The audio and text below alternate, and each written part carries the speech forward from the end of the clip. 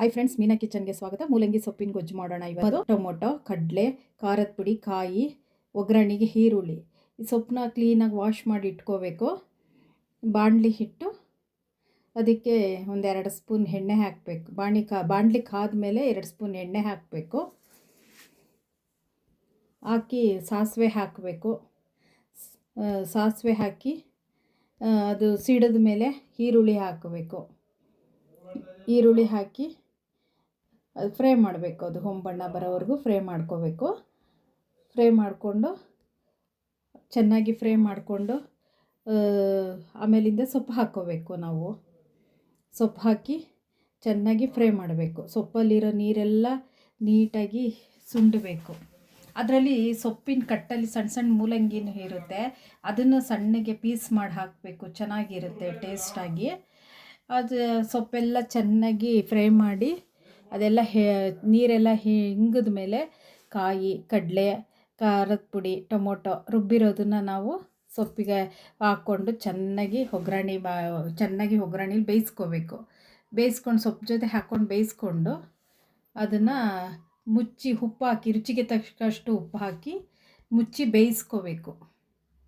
ಬೇಯಿಸ್ಕೊಂಡು ಲಾಸ್ಟಲ್ಲಿ ಅದನ್ನು ಚೆನ್ನಾಗಿ ಬೆಂದ ಮೇಲೆ ರುಬ್ಬೋದಕ್ಕೆ ಕಡಲೆ, ಕಾಯಿ, ಖಾರದ ಪುಡಿ, ಟೊಮೊಟೊ ಹಾಕಿ ನುಣ್ಣಗೆ ರುಬ್ಕೋಬೇಕು.